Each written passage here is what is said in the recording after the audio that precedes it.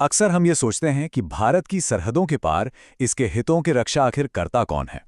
तो आज हम इसी सवाल का जवाब ढूंढेंगे और भारत की सबसे सीक्रेट खुफिया agency research and analysis wing यानी रॉ की दुनिया की गहराई में उतरेंगे। ये लाइनें सिर्फ एक कहावत नहीं है, बल्कि ये उन लोगों की असली जिंदगी है जो पर्दे के पीछे रहकर, गुमनाम रहकर देश की सेवा करते हैं। और ये जो पूरी कहानी है ना, ये उन पुराने ऑफिसर्स के बयानों पर टिकी हैं जिन्होंने सालों बाद, अपने रिटायरमेंट के बाद, अपनी खामोशी तोड़ी। अब देखिए, रॉ क्यों बनी, ये समझने के लिए हमें पहले थोड़ा पीछे जाना होगा। उन बड़ी बड़ी नाकामियों को देखना होगा जिनकी वजह से रॉ की जरूरत महसूस हुई। तो सवाल यह है कि आखिर ऐसा हुआ क्या था कि भारत को अचानक एक बिल्कुल नई खुफिया एजेंसी बनानी पड़ी।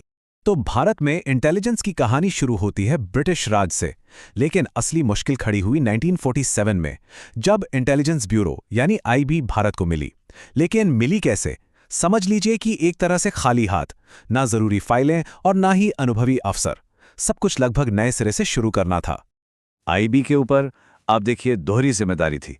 देश के अंदर भी नजर रखो और बाहर भी। और सच तो ये है कि ये एजेंसी इस दोहरे बोझ के नीचे पूरी तरह से दब गई।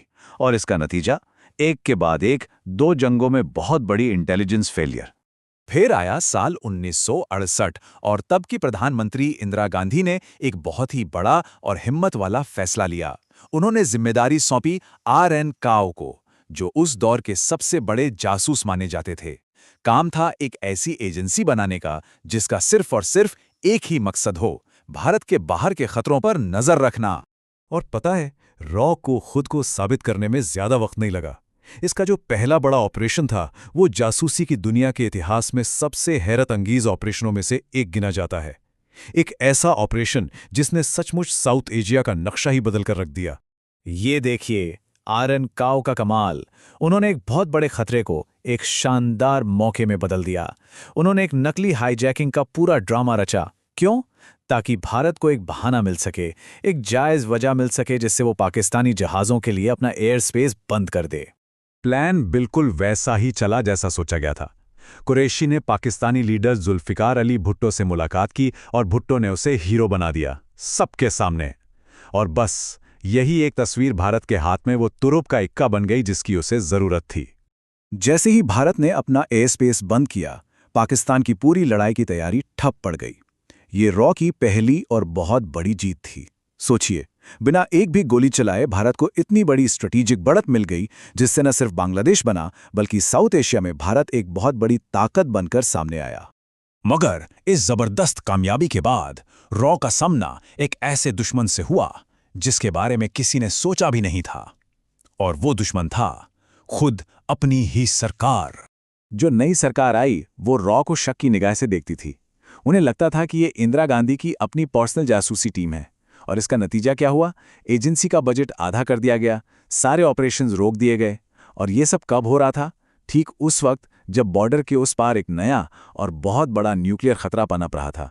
अब पाकिस्तान में जो गिने चुने रॉ एजेंट्स बचे थे, उनके सामने ये एक बहुत बड़ा सवाल था।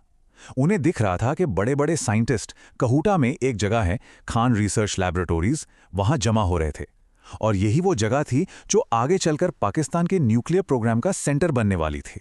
तो रॉ के एजेंट्स ने क्या किया? उन्होंने एक बहुत ही, कह सकते हैं, सिंपल लेकिन जीनियस तरीका निकाला। उन्होंने पास की एक नाई की दुकान से उन साइंटिस्ट्स के कटे हुए बालों के सैंपल जमा कर लिए। उन बालों की जब जांच हुई तो शक यकीन में बदल गया। उनमें न्यूट्रिनो रेडिएशन मिला, जो इस बात का पक्का सबूत था कि वहां न्यूक्लियर काम चल रहा है। और बात यहीं नहीं रुकी, जल्द ही उन्हें लैब के अंदर ही एक सोर्स मिल गया, एक ऐसा आदमी जो पाकिस्तान के सारे परमाणु राज बेचने को तैयार था। और जानते हैं कीमत क्या थी? सिर्फ $10,000। सोचिए, एक पूरे देश के न्यूक्लियर सीक्रेट्स के लिए बस इतनी सी रकम। खैर, परमिशन के लिए फाइल भेजी गई सीधे प्राइम मिनिस्टर ऑफिस, लेकिन वो रिक्वेस्ट रिजेक्ट कर दी गई। और बात यहीं खत्म नहीं हुई, बल्कि इसके बाद जो हुआ वो एक बहुत बड़ी तबाही थी। कुछ वक्त बाद प्रधानमंत्री देसाई ने फोन पर बात करते करते बड़ी लापरवाही से पाकिस्तान के राष्ट्रपति को बता दिया कि उन्हें उस लैब के बारे में पता है और बस इसके बाद तो पाकिस्तान में हड़कंप मच गया। जासूसों की तलाश शुरू हुई और रॉ का पूरा नेटवर्क पकड़ लिया गया और ख़त्म कर दिया गया। देसाई सरकार गिरने के बाद रॉ को दोबारा खड़ा किया गया और इसने वापसी भी शानदार की, अपनी सबसे बड़ी जीतों में से एक हासिल करके। लेकिन कहते हैं ना, जितनी ऊंची उड़ान उतना ही गहरा गिरने का डर। इस जीत के फौरन बाद ही रॉ को अपनी सबसे शर्मनाक हार भी झेलनी पड़ी। कहानी शुरू हुई लंदन से। वहां रॉ के एजेंट्स ने एक छोटी सी लगने वाली खबर पर ध्यान दिया। वो ये कि पाकिस्तान बहुत बड़ी तादाद में खास तरह के बर्फीले कपड़े और गियर खरीद रहा है। उन्होंने फौरन डॉट्स कनेक्ट किए और समझ गई कि निशाना एक ही जगह हो सकती है, सियाचिन ग्लेशियर। बस इसी एक इंटेलिजेंस इनपुट ने इंडियन आर्मी को दुनिया के सबसे ऊंचे बैटलफील्ड पर कब्जा करने का मौका दे दिया, और ये वो स्ट्रेटेजिक बढ़त है जो आज तक भारत के पास है। मगर सियाचिन की कामयाबी पर करीब 10 साल बाद कारगिल की नाकामी एक काले धब्बे की तरह लगी। जब बाद में जांच हुई तो एक बहुत ही हैरान कर देने वाली बात सामने आई। वो ये कि घुसपैठ को लेकर कम से कम 45, जी हां 45 पक्के इंटेलिजेंस इनपुट मिले थे, लेकिन उन्हें या तो नज़रअंदाज कर दिया गया या फिर वो कभी सही जगह पहुंचे ही नहीं। और जांच में मिली ये एक जानकारी तो उस वक्त की लापरवाही और अनुशासन की कमी की पूरी कहानी बयां कर देती है। मतलब ये एक ऐसी भयानक भूल थी जिसकी कीमत हमारे सैकड़ों जवानों को अपनी जान देकर चुकानी पड़ी।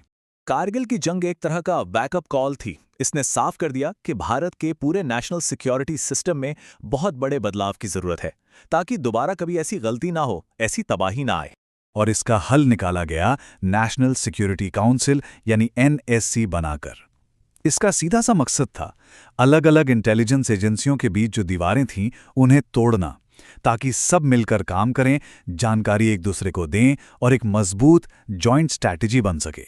अब इस नए सिस्टम से होता यह है कि मान लीजिए रॉ को कोई खबर मिली जो उसे अपने काम की नहीं लगी, तो हो सकता है कि वही खबर IB के लिए एक पहेली का सबसे जरूरी टुकड़ा हो। तो इस तरह सारे टुकड़ों को एक साथ जोड़कर खतरों की एक पूरी और साफ तस्वीर तैयार की जा सकती है। रॉ का ये पूरा सफर हमें एक बात तो सिखाता है कि एक जासूसी एजेंसी की असली लड़ाई हमेशा बाहरी दुश्मनों से ही नहीं होती। कई बार सबसे बड़ी लड़ाई तो उसे अपने ही सिस्टम के अंदर लड़नी पड़ती है, भरोसे के लिए, अपनी अहमियत साबित करने के लिए और लगातार खुद को बेहतर बनाने के लिए।